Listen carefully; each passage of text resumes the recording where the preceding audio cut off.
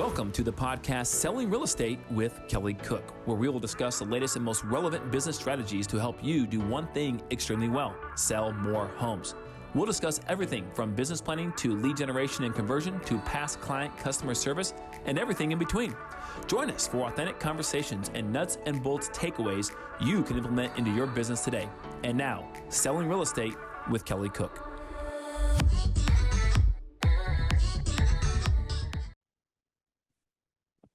Hello, everybody, and welcome back. It is another episode of Selling Real Estate with Kelly Cook. Kelly, what kind of day are you having today? Let's use a creative adjective, if you could. Expelliarmus. Ooh, is that a real word? Did you just make that? Is that Harry up? Potter? I think it's Harry Potter. It sounded like a Harry Potter word. But it might be made up too. I don't know. I don't know if it's even on there. So my kids love it. My wife loves it. I don't really watch a whole lot of Harry Potter, but Kelly doesn't watch Harry Potter. Doesn't like the Jonas Brothers. Doesn't like Taylor Swift. No, can you believe that? Hates all but pop it's still, culture. despite all that, it's still an exemplar. It's a great day. Good. It's a great day. There we go. Exemplary. There you go. It's a great day. Perfect. And that's because you're choosing for it to be. As always, guys, mindset we've talked a lot about mindset on this podcast, and that really is kind of the number one step to being successful, to owning your business, to having good things happen to you, is have a good mindset that good things are going to happen to you and that you're having a great day. So Kelly, exemplifies that every day for us. So great job, Kelly. Love your creative use of words there. But today we're going to get into a couple of things. First, we told you that we would keep you updated on the developments with the class action lawsuit that is happening in terms of buyer commissions with the NAR and everything happening there. There has been a slight update that we wanted to share with you. So Kelly, what is going on in the world of, and as a reminder, the trial, I believe, is in October. So we're kind of still making our way toward that, but what has happened since we last gave an update? Yeah, quick update, Elizabeth. You're right. There's some things that have happened here, guys, and thanks for tuning in here. But it's mind-boggling to an extent as to why these things are happening, but they are. And Anywhere, the brand, a real estate company, the brand Anywhere, which is the old like Realology brand, they've rebranded their name, which has Coldwell Banker and Sotheby's and C21, Better Homes and Garden, ERA. Those companies, they actually settled the lawsuits, to both of them, the big ones, for $83.5 million. $83.5 million, which is interesting because there's still a lot of details still are somewhat fuzzy. A lot of details have not been released in terms of what that means for them. Now, before I go any further on that, let me just tell you the second update is that RE/MAX. Now, these are two of the four main brokerages or brokerage groups that have been named in the lawsuit. So RE/MAX just settled for both lawsuits to the tune of $55 million. So you have 83.5 and $55 million lawsuit settlements here for a total, I believe, $138,500,000. I mean, it's a lot of money, right? So that's a lot of settlement. It's a lot of money. So they're not admitting any wrongdoing by doing the settlement, like they always say, right? Anyone who settles, they clearly disagree with everything that's been they've been accused of, and but they still settled. And with that, they have agreed that they will no longer require their agents to basically pay buyer commissions, pay buyer broker commissions. So it's interesting because that's all the detail they went into it. So I'm assuming now that their company policy, if it ever was stated in training manuals or in a operations manual or anywhere, that says that when you go, as a practice, when you go in to speak with a seller, you need to make sure you tell them that they need to pay something to a buyer broker. I'm assuming that just means that's gone, and that they are going to just make sure the manual clearly says that their agents will be trained to tell the seller they do not have to pay anything to the buyer's broker for the representation, which is interesting because if the seller still wants to do it, they can do it.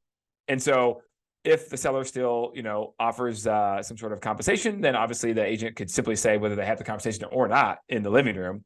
Hey, look, the seller wanted to do it. And then I guess that's it. And they do it. And then away we go. Like business as usual, status quo. And then do they have, I guess then my question that kind of stems from that is, what are they doing for their buyer's agents? Are they having any, how are they going to compensate their buyer's agents, right? Like, and it doesn't say anything about that. And as far as we kind of looked into with this lawsuit, because like Kelly said, a lot of the details are still fuzzy. Not a lot is being revealed at this moment, but that just kind of begs the question, if they're settling with this, they're, kind of agreeing to some of these terms. Yep. How are they going to go about the buyer's agent compensation? So that'll be really interesting to see. Yeah, it really will. And it's going to come back to training and having a system around that. Like we talked about, all the agents need to prepare to have that ready to go. But really, you should have that done regardless, right? No matter if the status quo does remain, you should have that done regardless. Now, I'm assuming if Keller Williams and Berkshire or Home Services as brokerages, if they don't agree to settle, then clearly the plaintiff for the attorneys for the plaintiff have said they're going to proceed with the trial and proceed to get a judgment in their favor to force them to make some sort of compensation, right, as a payment for being quote unquote guilty. Then I'm assuming if they do that, that will be what happens. However, I'm assuming if they choose to settle the same way Anywhere did, as well as Remax did, then I guess I'm assuming that it doesn't go to trial. And then at that point, there's no injunction potentially filed. Maybe there still is. I don't know. I'm not a legal expert on that. And therefore, those companies will then tell their agents they cannot do it, but yet they still potentially could verbally, and therefore the seller can still do it if they want to, right? So there's no real enforcement upon it, right? Yeah, the enforcement, I think, goes out in terms of being uniform, right? Kind of goes out the window. So it's interesting. This whole thing's very intriguing. And so maybe we'll see that the October 16th deadline still, not deadline, but trial date still looms, and that's going to take a little while to get through, obviously. But it's interesting to see what's going to come out of this. I'm assuming at the very least, like kind of we talked about a long time ago, Elizabeth, is that most, if not all, multiple listing services across the country will probably put sort of memo out that says, yes, you no longer have to even offer $1 or anything to the buyer broker. And that information will circulate through all the agents and brokerages across the country. And then it's going to be hit or miss, right? Some properties will have compensation and some will not. And that's going to be interesting too, because I think, again, like we talked about, you're going to have a segment of the buyer pool that's going to probably be hurt way more than the other segment. And those are the people that don't have the extra disposable income laying around to pay an agent to help them, whether it's, helping them get into properties, or whether it's representation or the negotiations or any of that stuff. And so then what? Do those people end up paying more for a property than the guy down the street who had representation, and because he had more access to data and professional representation, just flat out, they got the same house in a cookie cutter neighborhood, let's say, for 10 grand less or whatever it may be.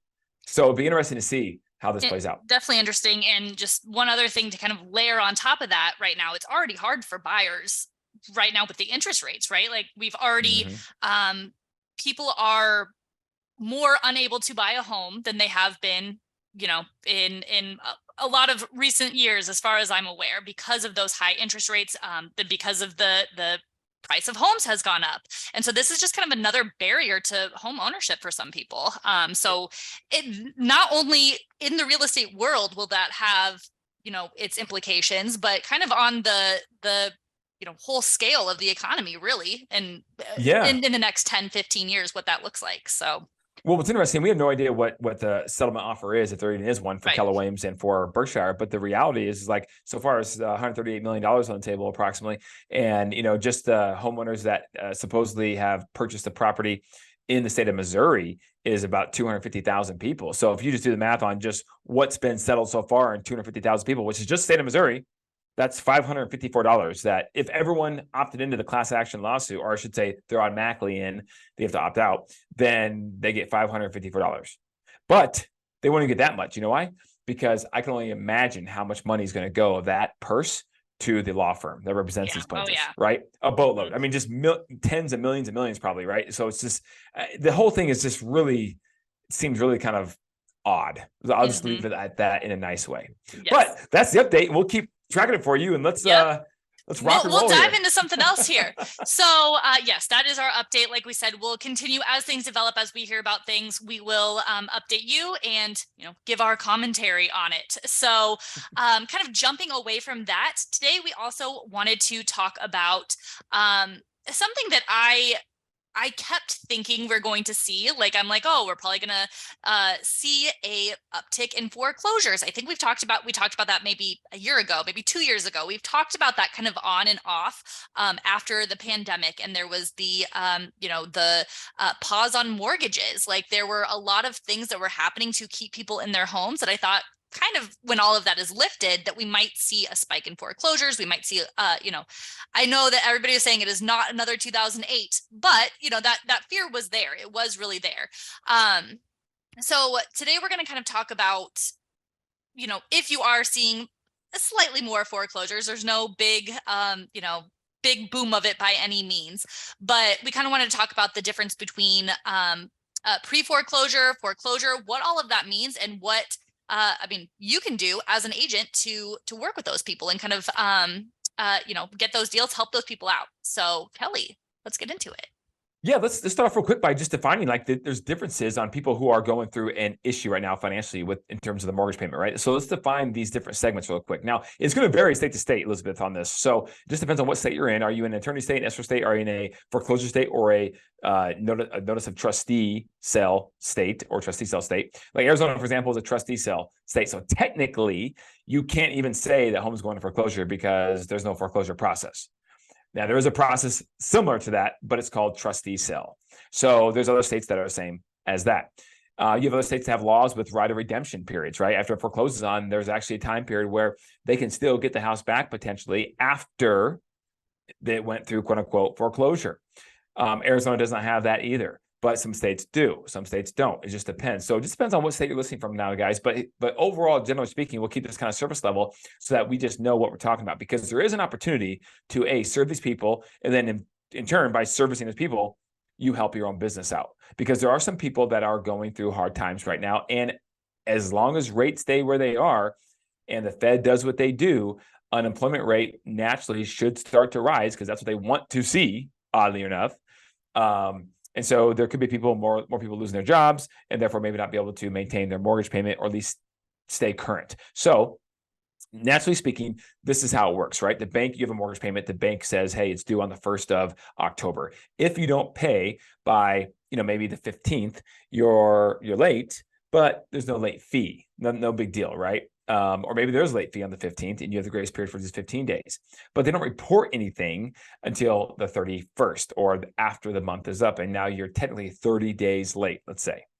In that scenario, then you, because you're late, the bank will say, hey, what's going on? They'll probably reach out to you. They have, loss mitigation departments now, because they've learned from the fallout from 2008 when everything went, crazy down. And these banks were being prepared for this type of waterfall of properties and people that were just falling behind. So now most of them still are, even though they've been scaled way down, right, in terms of the manpower. That being said, they have processes now, because they remember that, to handle this a little better. But if somebody goes late, they'll reach out and try to get them, figure out what's going on, and try to figure that out and be proactive. And if not, then they can choose to, say, file a notice of default. In the state of Arizona, a notice of default. So they can say, okay, you're in default. We're going to file that notice, NOD, which basically puts you on notice that we're going to go to trustee sale if you don't do something. If you don't make up your payments, work out maybe some sort of loan modification with us, anything, but we need to get some sort of plan going. So in the state of Arizona example, you have a rolling 90 days always if you're late on your mortgage payment, to where if you don't get served, with a big green fluorescent sticker on your garage or whatever, saying that you've now been put on notice by your bank, then you can literally stay in the house as long as you want until they actually do something about it. And back when the market crashed in the Great Recession, I had clients that were sitting in their home 18, 24, 30 months with no notice from the bank, and they weren't paying anything. And the bank was just, I think, so overwhelmed with everything. Yeah. And unorganized that they just didn't even have time to get this thing out. So this person sat there in the house for free for years. So that's a possibility if the bank's unorganized. However, that's going to be a little more rare now. So if that's the case, then you have the 90 days. Once they do post that notice, it becomes public record. And that's when you get notified as well as a homeowner that now you're on notice, you have 90 days. Well, when that happens, there's a whole list of people that can be scrubbed from that list. Okay. So as an agent, you can call off that list. You can knock on doors off that list. You can mail people off that list. The better sauce, secret sauce on this is the people who are late because they're having some sort of issue. That's why they're late, but they hadn't been given notice yet by their bank because it's not public notice at that point, but yet they're late. And there are companies that actually track this, and you can actually pay to buy this information and therefore try to call, mail, knock on the door, or whatever, to get a hold of those people and get ahead of the curve of the crowd, the people who may be trying to get a hold of them once it's posted and it's public notice. So every state has some sort of guideline like this in terms of the process the homeowner has to go through, the bank has to go through really to allow the homeowner to try to get current, and make up if there's a chance to do that. So that is the deal here. So as an agent, you can call the pre-foreclosure. They're late. They're in trouble. Something's going on. You could call the NOD list, notice of default, where they have 90 days. In some states, it could be different, longer or shorter. And you can call that list. And then if they have equity, that's a no-brainer. If you have equity and you're behind, first of all, why are you behind? If you have equity, you think if someone got behind, they would say, well, yeah, I can't think about it now because I lost my job or whatever, but I have a ton of equity because I bought in 2020. So I'll just sell. Let me contact my local agent and I'll just sell. But people don't do that. You'd be surprised. They want to hang on because they feel like they have no other way or where to go or whatever. And there always is a path. There always is a path. But they feel like they don't. They're stuck at that time. And so they just hang on and just let it keep going late, even though if they let the house go to foreclosure with $100,000 equity, guess what? They lose it. Like that's crazy town. But that actually happens, believe it or not. So you can be the savior. Hey, look, Mr. Smith, snap out of it, right? You have a ton of equity. I ran the numbers. I could sell your house for this and you can walk away. And yes, you won't be able to stay in the house that you love anymore, but you can walk away, put some money in your pocket, and we can get you on a path to get back into another house, whatever it may be. So these are the things that you can come along as a trusted advisor to actually help someone with who is struggling. These are real people that have real problems. And if you come along and you can maybe just get past that barrier that some people have up, because nobody really likes talking about finances to strangers. So especially when they're not good. Yeah. Yeah, exactly. Yeah. They're not good. And I know about it because I tried to help a lot of people back when no one had equity in the Great Recession. And we were helping people short sell and get out of their situation to start to reset the clock so that they'd be able to just get going on a path forward from maybe a bad decision they made or things that potentially were out of their control. So in a lot of cases at that time, definitely out of their control. Yeah, absolutely. So no doubt about it. And so now the key is if you are late and you have equity, let's put together a plan to get the house sold and get that money in your pocket. If you don't have equity, because some people don't, believe it or not, some people bought in 2022, a year ago, whatever, they may not have equity. They are upside down, and now they're having an issue with their finances and they cannot pay. You can always short sell. The short sell, the good news about that is for them is it at least helps you get done. The bank will hopefully, hear your case and make a decision, say, fine, we'll let you out. And hopefully there's no money to be paid back. That's the key, right? That's what we come in trying to negotiate on your behalf. Right. You owe us as real estate agents nothing. The bank pays our fee. We negotiate that with them. And you can hopefully do no work, stay in the house as long as you need until the bank finally makes a decision, which sometimes can take several months, unfortunately.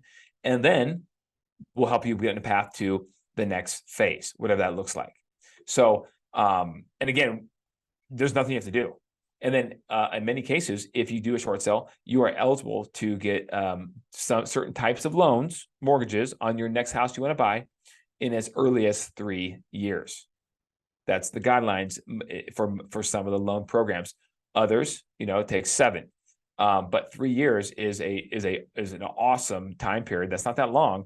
And even in some cases, 2 years. So that's not that bad to sacrifice if you made a bad decision, can't get out. Now, if you just bought yesterday, the market hasn't gone down that much in most cities across America. Right. So if you can hold on, even though you might be behind a little bit because, you somehow you can hold on, borrow some money from an aunt or an uncle or whatever, that might still be a really good option that you want to consider. but you have options, and you need to speak to somebody that is the professional that has your back, that'll come in with your best interest in mind, that hopefully is not just looking for a quick payday, and can advise you appropriately. Which goes back to our episode, I think last week, where we kind of talked about that coming in with, it is hard because you could see that as an agent. I think that you could see those situations and say, oh, this will be an easy sale, an easy payday for me, right? But you have to come in with that, that mindset of putting their best interest and coming in to help, to truly help and not just get paid, right? Yeah, and anyone who's been in the business long enough, no matter what kind of sale you're doing or whoever you're helping, you know that you get by giving. It always comes back around with other real estate deals. You're like, wow, guess what? It just happened to me today. Someone called me off whatever, and they want to sell their, and you're like, well, that isn't just by happenstance. I really believe that's because you probably did really, really a good job and right by someone else, maybe a month ago, a year ago, whatever it is. And so that's what you got to do. You got to have the heart of a teacher and have some empathy. And guys, empathy does not come easy for me. But when it comes to something like that, I could relate to somebody who's going through hard financial times. And most people at some point in their life has gone through that, and help them out, because you have knowledge and experience to get them to the next able to level. Help them. Yeah. It's hard to see the picture when you're inside the frame as the homeowner in that situation. You as the real estate advisor are not inside the frame. So you can see the picture, advise, and as long as you have their best interest in mind, it will always work out for you in the short term or long term. Right. It just depends. So there's a segment there for real estate agents to go out and get business, but in turn, you're going to help them first, and you're going to get some business, but you're really going to get business in the long term. Elizabeth, I still have people, I'm talking hundreds, literally, because I did over 1,000 short sales. I have hundreds of people that literally still, I'm still friends with today on social media, past clients I keep in touch through my database, that say, hey, you know what? I still remember in 2009 when I finished that short sale guy done for me. And at the time, you're like, man, I got to wait 3 years or 7 years or whatever it is to try to get another house. It's 2023. And now they have a big old nice house, great job. But they had to do something to reset the clock and get out of their mess. They couldn't just keep slugging away. Yep. And so I just literally had a client just literally call me 2 days ago about her parents maybe looking to buy a second house down here. And we're having that conversation, but she's like, and do you remember my parents, Kelly? I'm like, yeah, I do a little bit. And she's like, yeah, I just told him again, hey, remember, that's that agent that helped me on the short sale. Get me out of that condo I was way upside down on, that I couldn't afford anymore. And I lost my job and had to switch careers and all this stuff. And a single mom with one kid. And now, it's funny because now that kid is, in high school, I think, darn near, right? And so I'm sitting there going, holy cow. So it's just really cool to have those stories of people you helped back then. Selling yourself up for future success. Yeah. Yep. And in this situation, 13, 14 years later, potentially going to be helping her parents buy a house. Yeah. Yeah. And it helped her sense too as well. Mm-hmm. And I bet she's doing obviously she's calling you. She's probably doing a lot better now. So that was really a saving grace for her in that moment. So yeah. Well, fantastic. So like I kind of said, it's been something that's been, around since the pandemic that, we might see another 2008. We are not. All the numbers are showing us we are not seeing that. But, we wanted to have this conversation about foreclosures because there unfortunately will always be people who need to sell to get out of the situation that they're in. And you have a real opportunity to come in and be that savior for them, right? With your knowledge and your expertise. So Kelly gave you some ways to kind of get ahead of the curve so that you can be the first one to help them, of course. And find those. Kelly, one more time, it was the notice of default list. Is that what in Arizona. Yeah. Notice of default. It might be different. It becomes public record. It could be different in other states, and it is different in some of those states. Mm-hmm. Yes. Got it. All right. Well, if you guys have any questions about this or any other topic we've discussed here, investing, property management, recruiting, nurturing your database, anything like that, Kelly, where can they reach you? Yeah, text me, guys. Some of you guys have reached out, and it's been awesome because I get some good ideas from what you're wanting to hear more about. But 480-227-2028 or on Instagram at Kelly Cook Homes. Perfect. And as always, if you are looking to build your real estate team, it's really simple. Go to buildyourrealestateteam.com and you can find out how to do that there. Kelly has laid out some modules for you on how to get started doing that. So check that out, guys. Again, we'll keep you updated on the NAR class action lawsuit situation, and we'll see you next week with a new episode. Bye, Kelly. Thanks, Elizabeth.